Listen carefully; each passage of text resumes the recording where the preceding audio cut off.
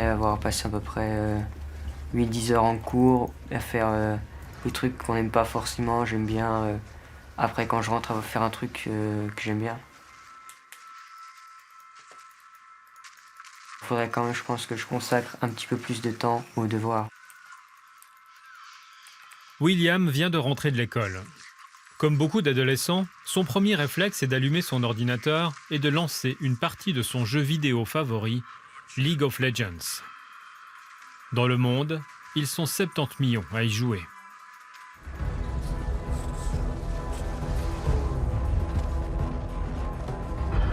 Un de mes amis m'a dit que c'était bien, donc j'ai essayé, puis j'ai bien aimé, donc j'ai dit à des autres amis de jouer, puis depuis on aime tous, donc c'est là où il y a le plus d'amis qui jouent, donc c'est là où je joue le plus. Je suis inquiète. Il a cette passion de jouer et il fait plus rien d'autre. Donc ses devoirs, c'est le minimum et ça se ressent forcément, quoi. Surtout maintenant au lycée, jusqu'au CO, ça allait encore. Il a passé un très bon examen, des bonnes notes, mais maintenant ça a chuté. Et c'est dommage. Myriam Marano vit seule avec ses 2 enfants. Jongler avec son travail et l'éducation n'est pas toujours facile, d'autant qu'un intrus s'est invité à la maison, le jeu vidéo. Depuis, sa relation avec William, son aîné, s'est compliquée. Fiona, William, on va manger, vous descendez? William? William, on mange, on peut descendre? League of Legends, LOL, pour les initiés, est un jeu de stratégie en ligne, en équipe, où l'on incarne un champion doté de pouvoirs surnaturels lancé à la conquête du territoire de l'équipe adverse. Dans le jargon joueur, on appelle ça un MOBA, un jeu multijoueur en arène. Le joueur est connecté sur Internet avec ses équipiers et la partie dure généralement 30 minutes. Il est interdit de s'arrêter avant la fin car cela fait perdre son équipe. William y passe des heures chaque jour. Il joue beaucoup, il joue énormément. Enfin, moi je trouve, pour 15 ans et demi, de passer 5 heures par jour pratiquement, sans compter le week-end, peut-être 8 heures, c'est énorme. Et jusqu'à il y a 1 année et demie, je pouvais encore... j'avais mis un contrôle parental, donc je pouvais un petit peu contrôler tout ça. Et finalement, ils sont plus intelligents que nous en informatique et ils ont envie de détourner tout ce qu'on a pu installer. Et puis maintenant, même si je vais éteindre le Wi-Fi à une certaine heure pour garantir qu'au moins il arrête la partie, il continuera en 3G sur son téléphone en faisant autre chose. Peut-être pas une partie, mais il visionnera une partie ou voilà. Donc c'est vrai que la technologie aujourd'hui fait qu'on n'a pas vraiment d'emprise, on peut plus tellement contrôler. Et ça c'est dur parce qu'on se sent impuissant.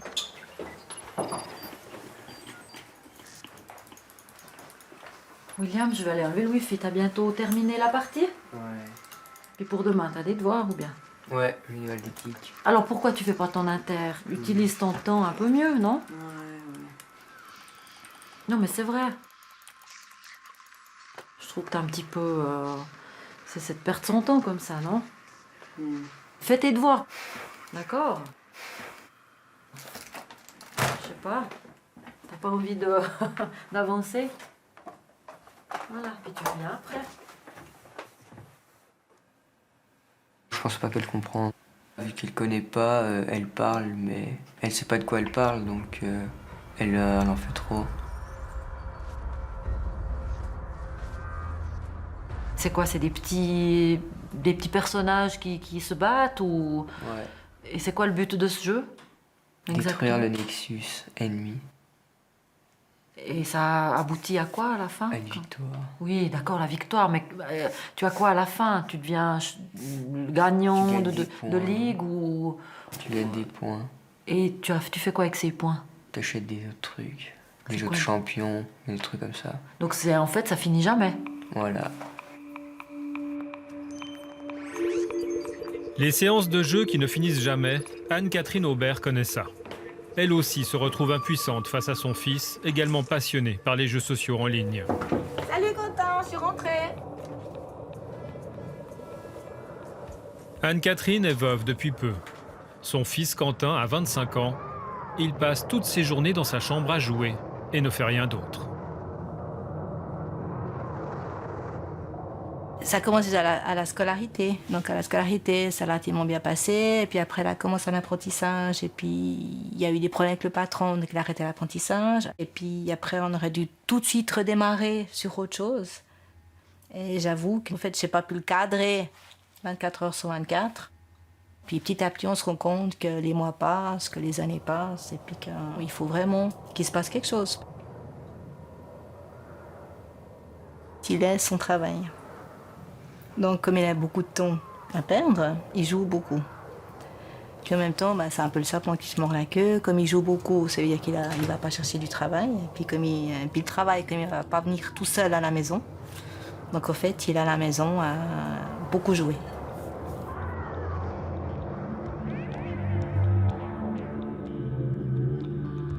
Je suis aussi en cause parce qu'en fait, moi, je dois aussi peut-être aussi apprendre à être différente avec lui et puis à vraiment le pousser dehors. Et je crois que pour une maman, c'est quelque chose qui n'est pas forcément évident.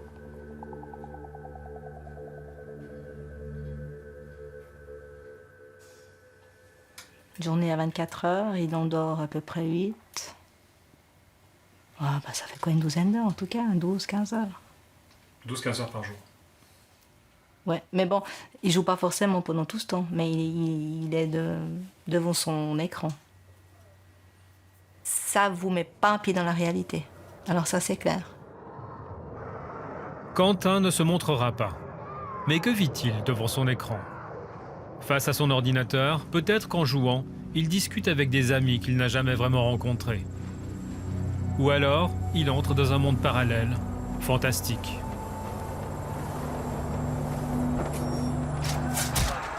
Peut-être est-il un héros de légende, en train de terrasser des monstres surnaturels, cracheurs de feu. Un monde où, grâce au jeu, il est à vrai dur, un combattant redouté de ses ennemis.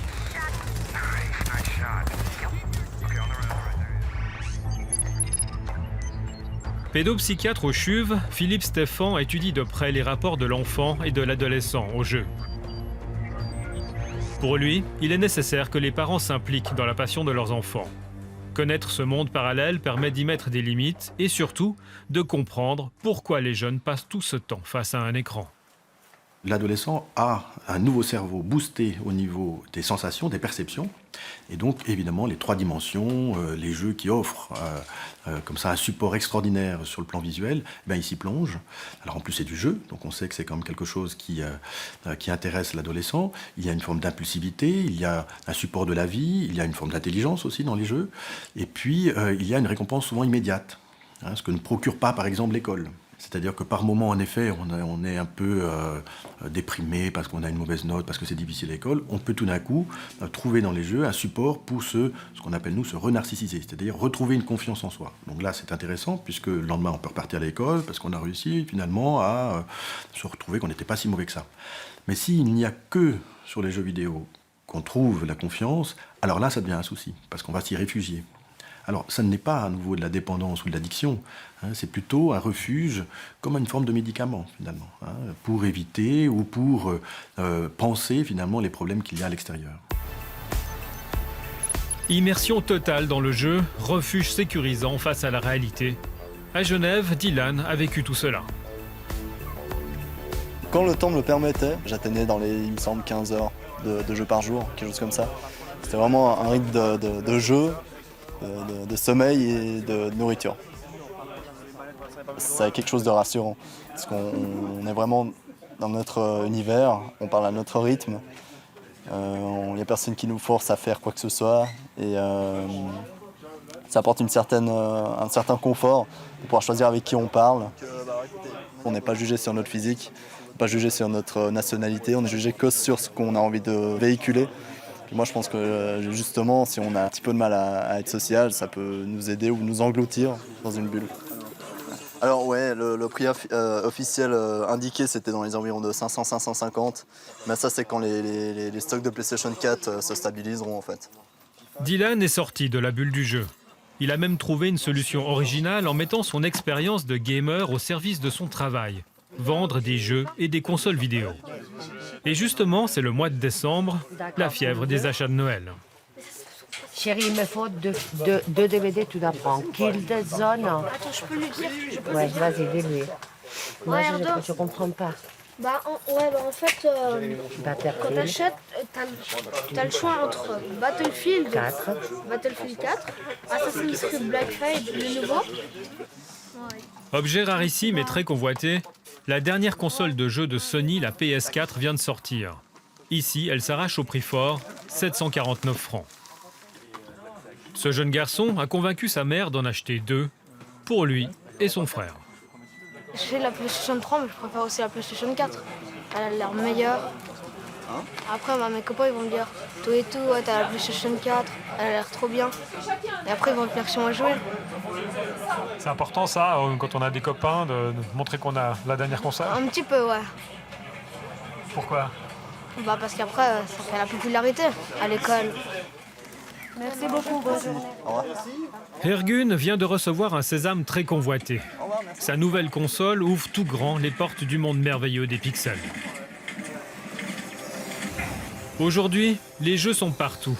Depuis leur création dans les années 70, ils n'ont cessé d'évoluer. Cet univers en constante expansion englobe une multitude de créations indépendantes, de jeux sérieux et d'apprentissage. Le marché se décline en plusieurs familles. Les jeux multijoueurs en ligne comme League of Legends et World of Warcraft. Ces jeux d'équipe connaissent un succès planétaire, ils s'inspirent généralement de l'heroic fantasy. Les simulations sportives sont parmi les plus grosses ventes. Formule 1, foot, hockey, baseball, à chacun son sport favori.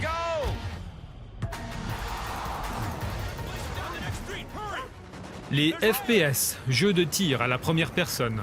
Généralement des jeux de guerre en vision subjective où l'on manie une arme et tue tout sur son passage, seul ou en équipe.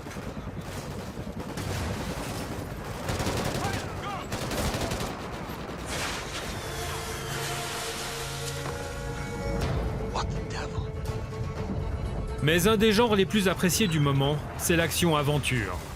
Là, on incarne un héros à travers le temps et les âges. On accomplit des actes de bravoure, assis devant son écran.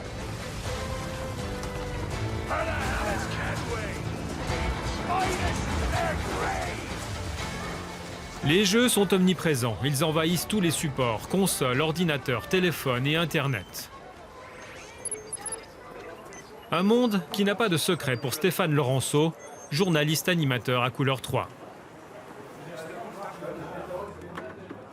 Je me rappelle quand j'étais petit, je disais que je faisais du jeu vidéo, on me prenait pour un abruti avec Super Mario. Et puis aujourd'hui, on est plus dans la game culture, comme on dit, donc ça fait un petit peu plus jeune et détendu, mais ça inclut justement autre chose que ces bêtes jeux de tir, ces bêtes jeux de voiture. C'est une culture, le jeu vidéo. Au moins, il y a le mot culture dans game culture, ce qui n'est pas le cas dans bête jeu vidéo.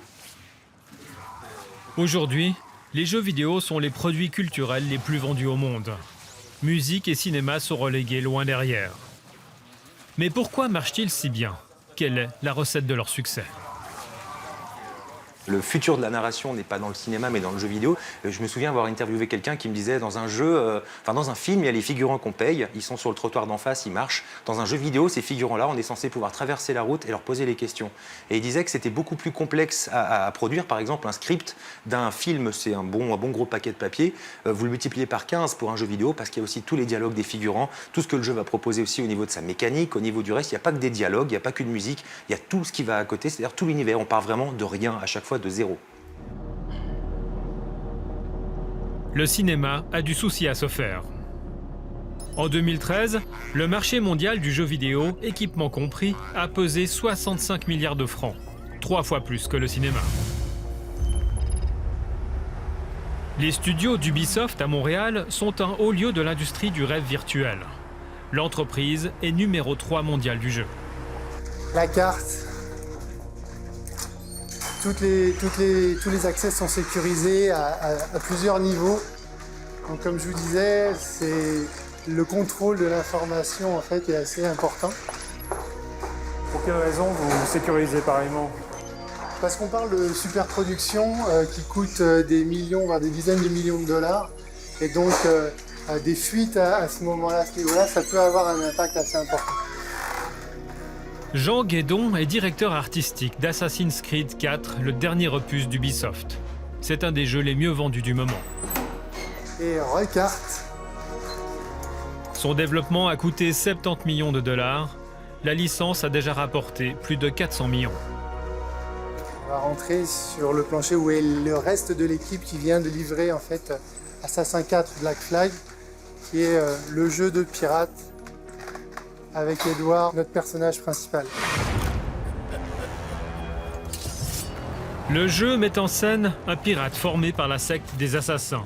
Il a soif de gloire et de fortune et part à la conquête des Caraïbes.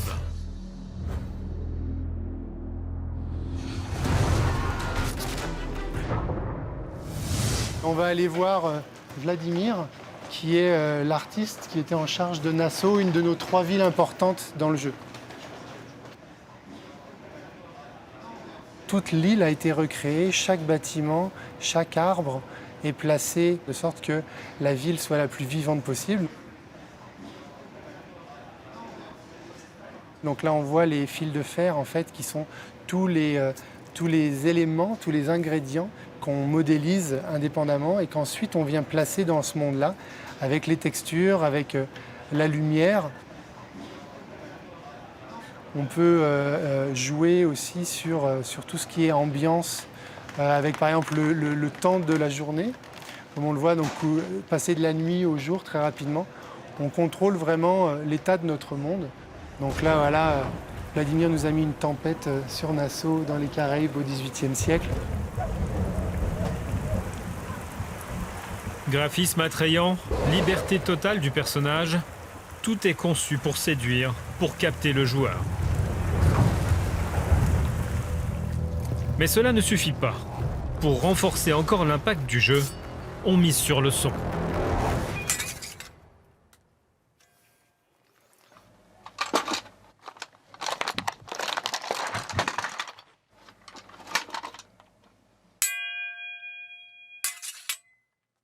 Ces épées-là, je les ai faites faire vraiment pour mes besoins, c'est-à-dire pour le son.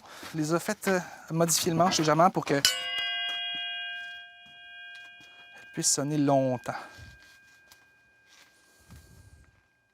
Assassin's Creed, c'est une bête particulière parce que, je vais donner un exemple, sur un long métrage téléfilm, on peut parler d'un 5-7 jours de bruitage. Sur un long métrage standard, on parle d'un 15 jours de bruitage. Sur un long métrage d'action, un James Bond, on parle de 1 mois, 2 mois de bruitage. 3-4 mois, Star Wars peut-être. Un Assassin's Creed a en moyenne 4 mois de bruitage. Bang! Prêt, Chai? Le contenu cinématographique d'un jeu comme Assassin's Creed dépasse de beaucoup un long métrage seul. On parle facilement d'1 heure et demie, 2 heures, 3 heures de cinématique, sans compter tous les événements scriptés qui sont des moments cinématiques à l'intérieur du jeu. Et ensuite, au-delà de ça, on a un monde interactif à sonoriser.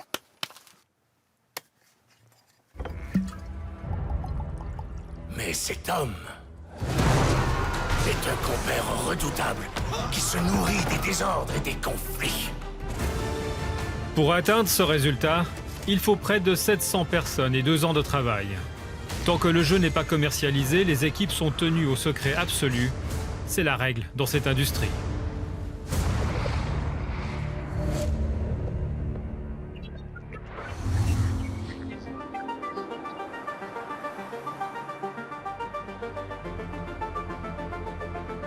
En quelques années, Montréal est devenu un centre majeur du jeu vidéo. Ici, les sociétés actives dans la branche comme Ubisoft, Electronic Arts, Warner, Eidos et d'autres bénéficient de rabais fiscaux.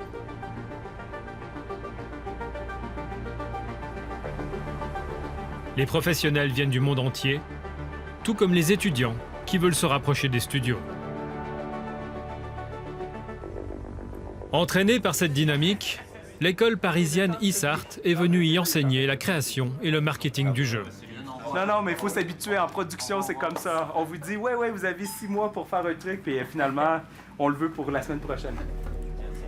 Ces élèves apprennent à concevoir des jeux, Ils étudient les profils psychologiques des joueurs, comment les récompenser dans un jeu, comment les fidéliser. Des clés indispensables afin d'assurer un succès commercial. Pour ces étudiants, le jeu est aussi une perspective de carrière qui n'a rien de virtuel. Guillaume vient de l'Ain, Tarek de Genève. Moi, mon objectif, ce serait de pouvoir intégrer un grand studio et pouvoir travailler sur vraiment de très gros projets avec des très grands budgets, avec des studios également en concurrence dans le monde entier en fait. À Genève, on propose pour le moment pas de cursus vraiment bien établi au niveau du game design. Il y a des écoles déjà qui proposent des nouvelles sections, mais l'éducation du jeu vidéo n'est pas suffisamment développée encore en Suisse. En plus d'enseigner, ce professeur travaille avec les plus grandes compagnies de jeux vidéo. Non, je vais vous montrer que ça va. À la fin de l'année scolaire, il engagera 1 ou 2 étudiants dans sa société, ceux qui l'ont le plus convaincu. Non, mais... Est-ce que tu as réussi à faire l'engin d'achat et puis... Ouais, alors... Donc au début, le joueur il peut payer pas très cher pour tester les personnages, mais dès qu'il veut spécialiser un personnage, il faut vraiment qu'il le joue et qu'il dépense... Son cours est consacré à la monétisation. Les étudiants apprennent comment amener un joueur à payer pour un jeu gratuit. C'est la tendance montante sur le marché. Dans le jargon, on appelle ça les free-to-play. Un jeu vidéo, traditionnellement, c'est une boîte avec un jeu. Je paye 50 €, j'ai accès à ce jeu-là. Seulement les joueurs qui veulent payer, donc les usagers qui veulent payer 50 € ont accès au titre. Ce qui fait que c'est seulement une petite pointe du public qu'on peut aller chercher par titre. Du coup, quand le jeu est gratuit, tout le monde rentre. C'est comme je vous dis, si le dîner au restaurant est gratuit, le restaurant va être archi plein. Si c'est 10 €, 20 €, 30 €, ça nous permet de limiter la clientèle. Dans le cas de free-to-play, en étant gratuit et avec plusieurs options d'achat, et l'autre levier, on ne limite pas à 50 €. Certains joueurs peuvent mettre 1 000 € par mois. Il y a certains même joueurs dans certains jeux qui vont mettre jusqu'à 100 000 € par année sur un seul titre. Ce qui était impossible avant, on limitait, la boîte était 50 €. Maintenant, si j'ai 100 000 € et je veux les mettre, je peux. C'est un peu une illusion, la gratuité, en fait. En fait, non, c'est gratuit. Généralement, plus de 90 % des joueurs ne paieront jamais. C'est les 1 à 10 % qui sont payeurs qui vont financer la totalité du titre. Les free-to-play sont partout. Parmi les plus populaires, Farmville et Candy Crush. À la base, ils sont gratuits, mais le joueur peut payer pour améliorer ses performances ou progresser plus vite. Ces jeux sont des mines d'or. Candy Crush rapporte 600 000 francs par jour. Par exemple, les jeux qui ont été très populaires sur Facebook ont été chercher plus de 100 millions de joueurs mensuels. Je ne sais pas si ça vous donne une idée dans le monde du retail, les boîtes. Quand un titre vend 5 millions, c'est déjà très bien. 10 millions, c'est un très gros succès. On est très loin de 100 millions mensuels. On est capable d'aller chercher un auditoire beaucoup plus grand. Des titres comme Dungeon Fighter Online en Asie ont été chercher 200 millions de joueurs mensuels. Ce qui fait qu'on joue avec une masse qui est tellement plus grande, même si c'est seulement un petit pourcentage des joueurs qui payent, ça reste que c'est beaucoup plus rentable. Et puis on est constamment capable d'attirer de plus en plus de joueurs et ça a un effet boule de neige.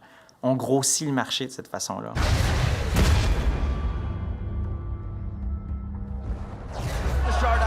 Dans la catégorie des jeux gratuits, des free-to-play, League of Legends est un des plus rentables. En 2013, il a rapporté plus d'un demi-milliard de francs. La grande finale opposant les équipes coréennes et chinoises a été l'événement le plus suivi dans l'histoire du sport électronique. Au cœur de la foule, ce jeune reporter n'a pas perdu une miette du spectacle. C'était la première fois qu'un tel événement se faisait pour un jeu vidéo. Pour vous dire, le stade des Lakers de Los Angeles a été réservé spécialement pour cet événement. Toute la salle était remplie et c'était la grande finale. Il y avait, je ne sais plus, 30 000 personnes facilement dans le stade qui étaient juste là, entre guillemets, pour regarder deux équipes jouer à League of Legends.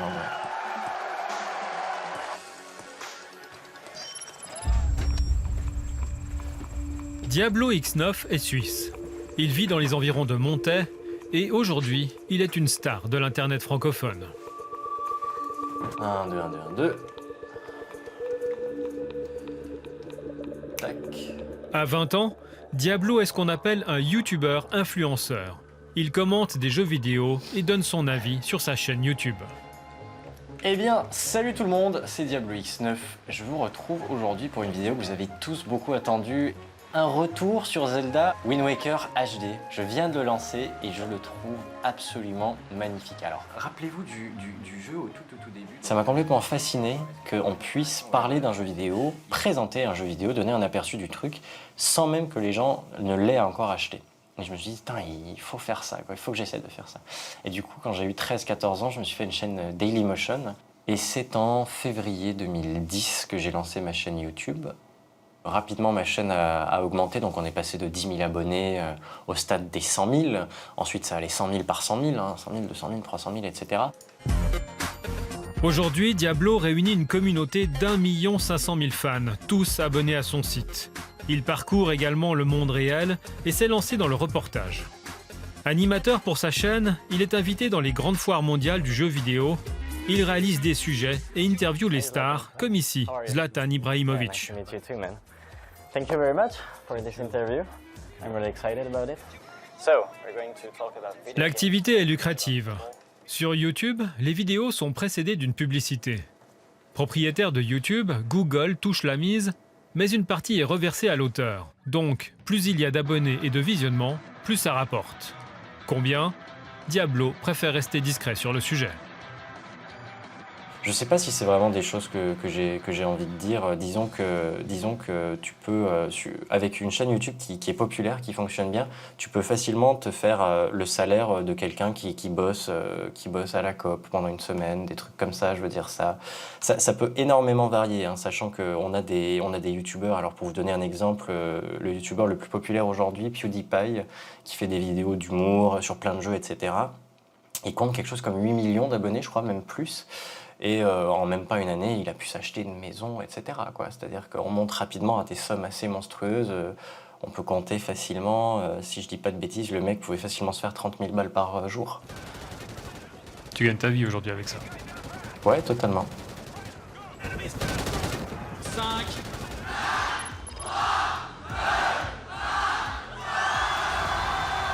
Salut à tous, nous sommes sur la Paris Games Week pour le tournoi Battlefield All-Star. Et sur la Paris Games Week, il y a une ambiance de tonnerre. Est-ce que vous êtes là, les amis? Dans la Team Eagles, nous avons les casseurs flotteurs, j'ai nommé Orelsan et Gringe. Paris, semaine du jeu vidéo, un des plus importants salons d'Europe. Sébastien, Sylvain, Kevin et Diablo X9. Vous êtes prêts? Diablo est invité au milieu de célébrités montantes de la musique et de la télévision pour participer à un match en direct.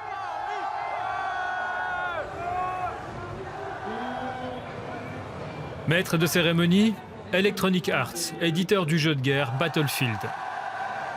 Pour la firme, il est important d'avoir Diablo et toute sa communauté dans son camp. Diablo, c'est une personne qu'on connaît depuis un peu plus de 2 ans, qu'on a découvert sur YouTube. C'est le plus gros youtubeur en France. Et effectivement, pour nous, on a la chance qu'il apprécie notre jeu, donc on va dire que ça se marie bien et effectivement, ça devient un ambassadeur de premier choix pour nous, effectivement. Quand j'ai collaboré avec eux, ça a toujours été clair, c'est-à-dire que peu importe le jeu qui est mis en avant, s'il ne me plaît pas, je suis complètement libre de le dire aussi. Évidemment que ma communauté, celle des autres stars qui peuvent être invitées ici, les stars musicales qui sont là, etc., évidemment que ça fait de la pub pour le jeu. Ça fait partie du show, ça fait partie du spectacle, mais moi je le prends avant tout pour le fun et la magie du truc, quoi. Ouais, prenez, go, go, go, go, go. Encore un là. On a les balls ou on les a pas là? Allez, on prend. Il est quasiment mort, il lui reste rien là sur le B. Venez.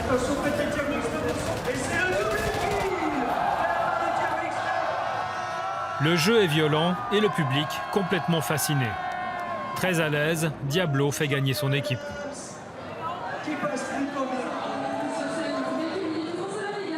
Je vais pas vous dire que l'attraction c'est de tirer sur des gens, hein, parce qu'on est bien conscient que c'est des pixels, mais l'attraction c'est de s'amuser avec ses potes, réaliser des belles actions, tuer plusieurs mecs, écraser la team d'en face finalement, prendre tous les drapeaux, qu'ils en touchent pas une, quoi.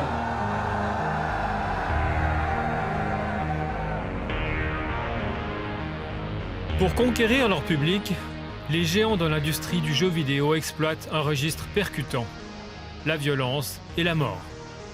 Jouer, c'est fun, et au nom du fun, la plupart des grandes compagnies conçoivent aujourd'hui des jeux réalistes mettant en scène la violence, car la violence, ça rapporte beaucoup d'argent.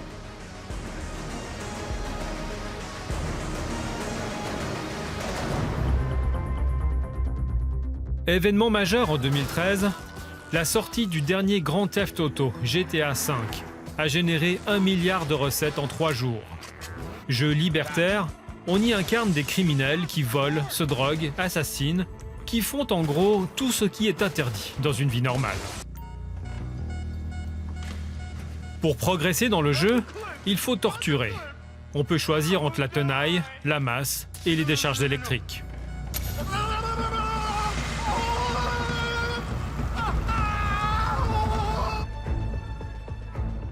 Côté FPS, les jeux de tir à la première personne, Call of Duty se taille la part du lion. Selon Activision, la société éditrice du jeu, le milliard aurait été atteint en un seul jour de vente du dernier épisode. Dans Call of Duty, la guerre est glorifiée, aucun détail n'est épargné.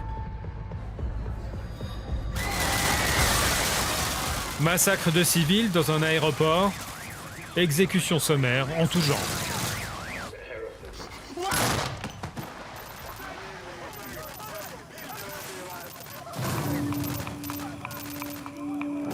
Cette évolution du jeu vidéo ne va pas sans poser un certain nombre de questions. Il y a 10 ans, vous regardez un jeu, vous voyez tout de suite que c'est un jeu vidéo, que c'est virtuel. Maintenant, la qualité des images est tellement proche de la réalité que des fois, vous n'êtes même pas sûr.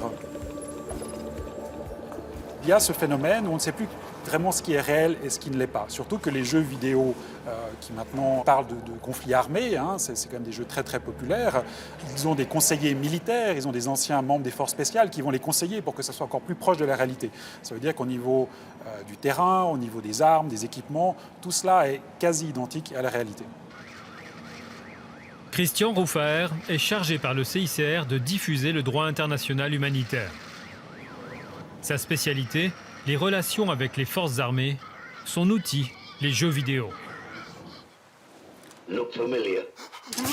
Par exemple, dans cette scène, vous avez une personne qui est visiblement tombée aux mains de soldats. En l'occurrence, ce sont des membres des forces spéciales. Et ils essayent d'obtenir des informations.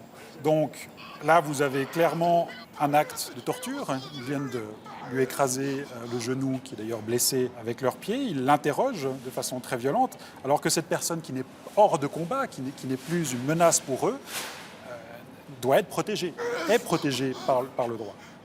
Là, on pourrait penser qu'ayant obtenu des informations, il le laisse partir, mais là, il l'exécute sommairement d'une balle dans la tête. Donc, pour le CICR, clairement, cette scène est très réaliste au niveau des uniformes.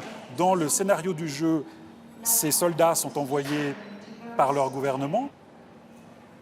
Quand la scène est terminée et que cette personne a été exécutée, vous avez objectif complété, mission réussie. Pour le joueur, c'est là maintenant une récompense. Certainement qu'au niveau du scénario, on pourrait tourner les choses pour que ça soit plus proche de la réalité. Quand vous êtes envoyé par votre gouvernement, en tant que soldat, vous ne faites pas ce genre de choses. Christian Roufaer se rend à Prague. La société Bohemia Interactive, qui produit un jeu de guerre grand public, Arma 3, a accepté de collaborer avec le CICR et d'introduire dans son jeu des éléments du droit international humanitaire. Je pense que d'avoir ce travail, je ne parle pas d'éducation, mais d'information, qui se disent que leurs jeux vont permettre une meilleure compréhension de ce que c'est que la réalité, je pense qu'ils en sont très très fiers. Ça, c'est peut-être la différence avec d'autres compagnies qui sont peut-être plus orientées sur le profit. Arrivé en rase campagne, à 1 heure de la capitale. Le lieu est discret. Une organisation au service de la paix et une entreprise de jeux de guerre, la collaboration est assez inattendue. Salut Christian, comment vas-tu? Bien, merci. Et toi? Très bien. Comment s'est passé ton vol? Bien. Genève-Prague, c'est pas une grosse affaire. Pour nous, c'est la possibilité de rendre nos jeux plus authentiques. On essaie de couvrir plusieurs aspects du combat mortel et le droit international humanitaire rend l'image plus complète. Contrairement aux jeux les plus connus, Arma 3 contient des mécanismes de punition si le joueur ne respecte pas les règles de la guerre. Donc si tu tires sur les civils, tu vas te faire tirer dessus par ceux de ton propre camp. Ok, l'ordinateur dit ok, stop, c'est pas un accident. Donc tu es descendu par tes soldats, tes alliés, et tu arrêtes de tuer des civils. L'autre chose dont on a parlé, ce sont les véhicules médicaux qu'on peut voir ici. On a fait en sorte qu'ils soient des cibles peu attractives. Quand on conçoit un simulateur tactique, il y a toujours de la violence. La question c'est, dans quel contexte vous la mettez? Est-ce que vous la glorifiez ou vous la montrez comme une nécessité pour combattre le mal? On essaie toujours d'amener le joueur à réfléchir un peu avant d'être violent.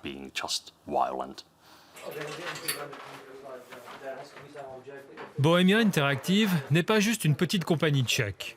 Le moteur graphique qu'elle a développé est utilisé par sa société sœur, B-Simulation, dont les simulations militaires sont adoptées par les armées du monde entier. Former les porteurs d'armes, c'est aussi le credo du CICR. Une image vaut mieux que 10 pages de texte. C'est un peu une nouveauté dans notre boîte à outils. Ce n'est pas le seul outil qu'on a. On continue à faire des publications légales et de développer le droit.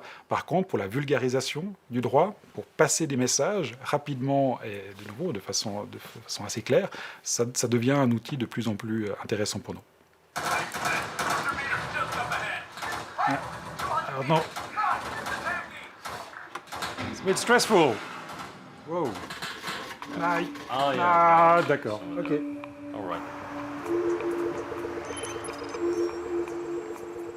Utilisé pour la diffusion du droit, le jeu vidéo est également un outil précieux pour le psychothérapeute Niels Weber.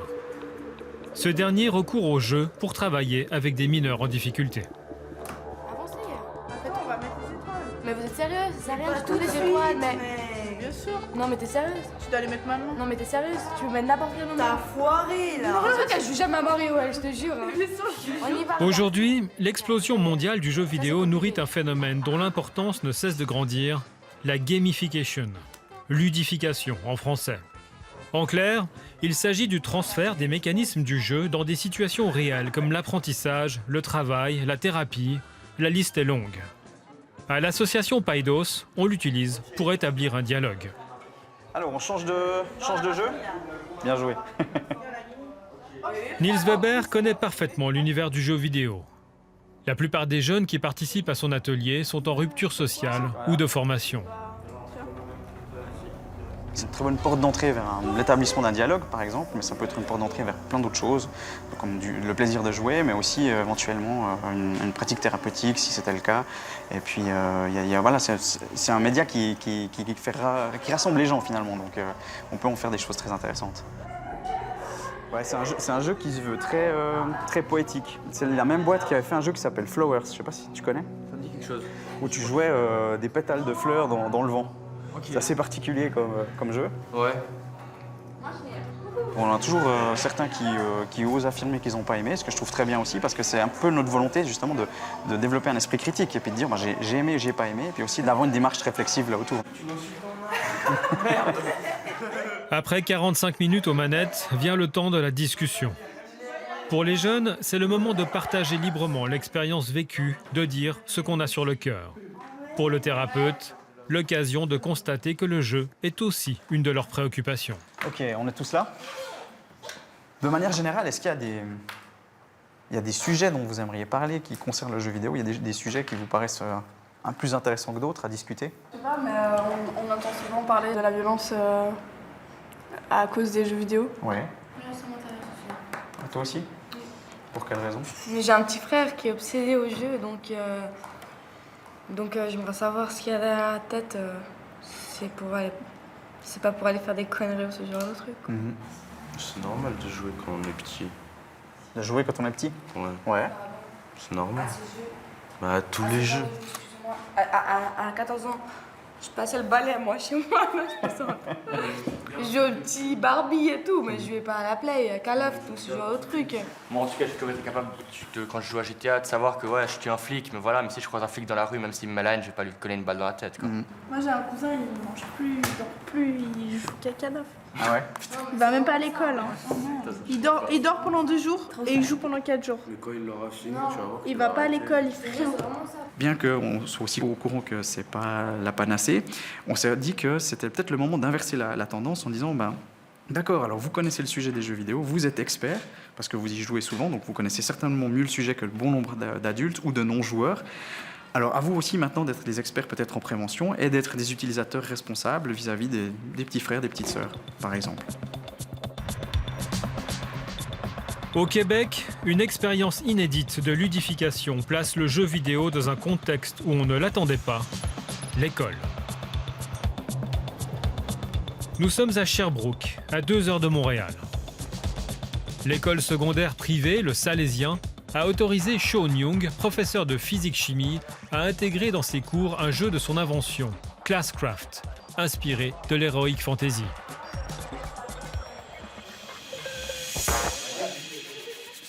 OK, on fait l'événement. 1, 2, 3.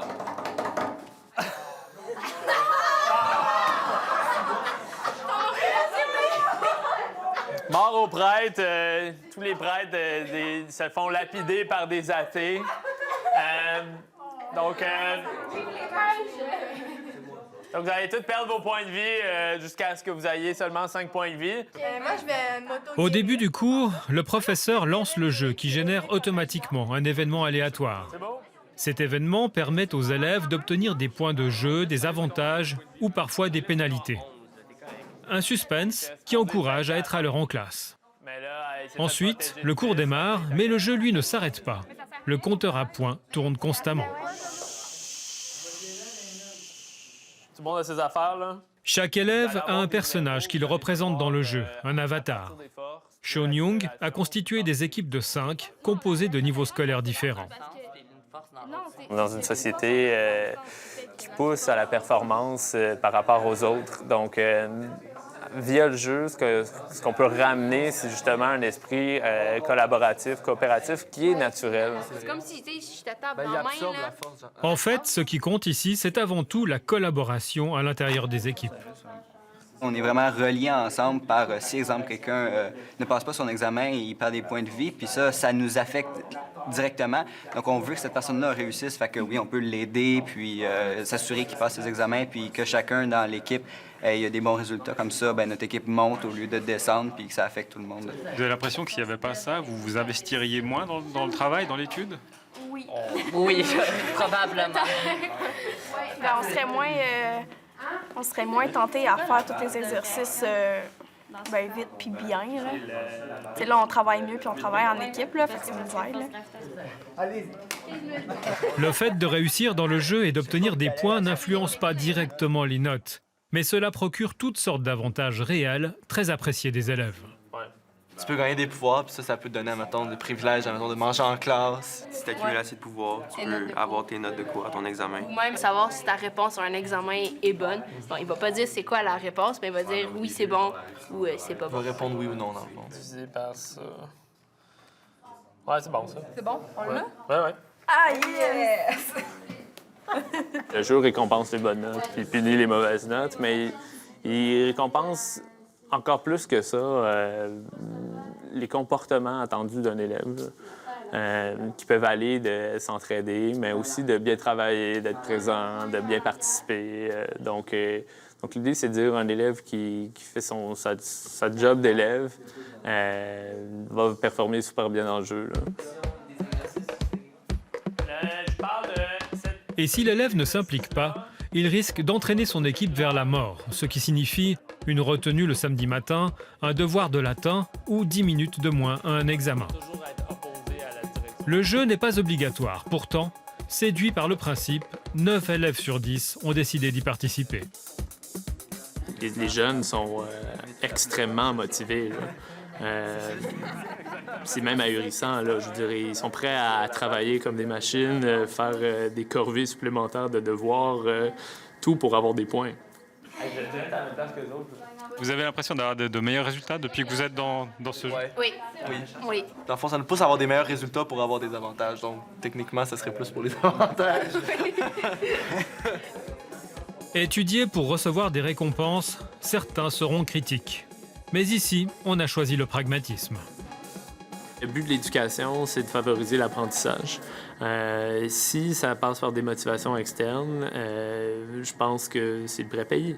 Dans le fond, on est au secondaire, les élèves sont obligés d'être ici. C'est un peu normal qu'ils ne soient pas forcément nécessairement intrinsèquement intéressés. C'est sûr qu'on peut faire notre mieux pour favoriser ça, mais après ça, notre but, c'est de faire en sorte que le plus de gens soient éduqués.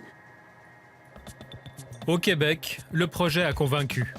Sean Young a reçu une subvention d'$1 million du Canada pour le développer. Le jeu sera mis à disposition gratuitement sur Internet. Des centaines d'enseignants représentant plus de 50 000 élèves en Amérique et en Europe ont déjà manifesté leur intérêt.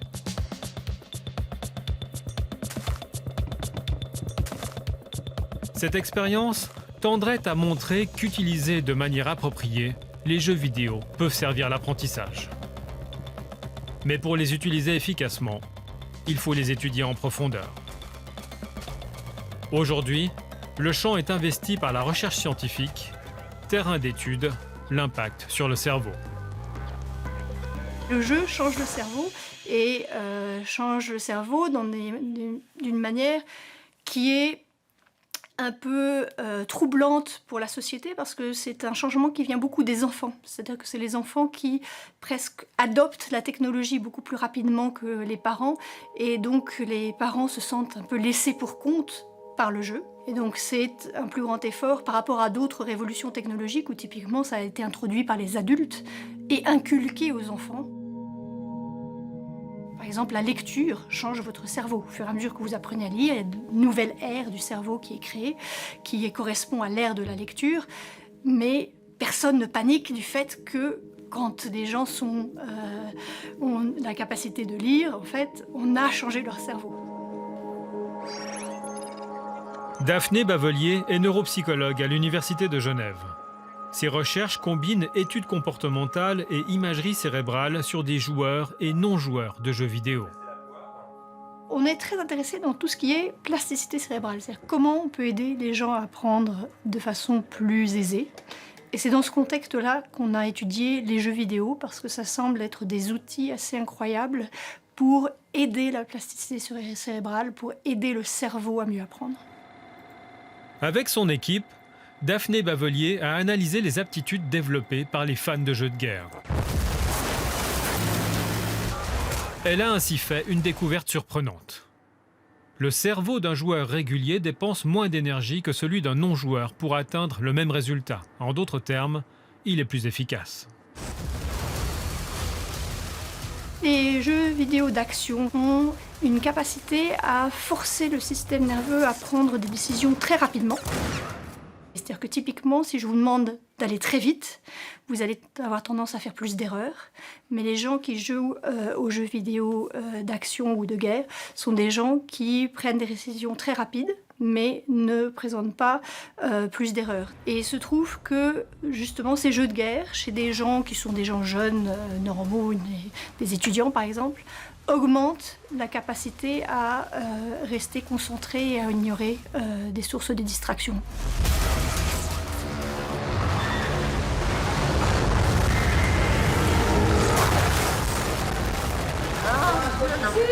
Mais si, bravo. Si. Voilà, c'est parti. Bon. Joli. Voilà, bravo. Deuxième strike. C'est comme la dame il faut bien viser au centre. Au centre. Alors on fait comme ça. Allez-y, appuyez. Meilleure concentration, meilleure attention et même amélioration de la vue. Les effets positifs sont là. Reste à développer des jeux appropriés à chaque public. Dans ces TMS de Bulle, on aime jouer. Le bowling virtuel est même une des activités favorites. On a joué plusieurs fois avec comme ça, à la huit. Et puis, qu'est-ce que ça vous apporte? Qu'est-ce que ça vous apporte de jouer ici? C'est un plaisir si on réussit bien. C'est bien. Oh, ça Aller au championnat du monde, toi. J'aime tout, j'aime tout. J'aime l'ambiance, j'aime tout. Moi, j'ai été tellement seule que maintenant, ça va bien. Ça vous permet de rigoler un peu avec les autres? Ouais. Il y a quelques mois, les résidents gamers se sont fait battre à plat de couture par ceux d'un EMS voisin. Depuis, ils s'entraînent ferme et dans le même temps, exercent leur motricité. Lâchez le doigt. Ah. Faut lâcher. Hein? Vous lâchez quand balancez. Voilà. Hop, voilà, elle est partie. J'ai essayé une fois, mais c'est pas tellement mon truc. Mais c'est un beau passe-temps. Oui. Ça remplace le tricot. Oui, pas toujours. Hein? Il faut quand même savoir arrêter. Oui, non, on peut pas toujours tricoter, mais j'adore ça, moi.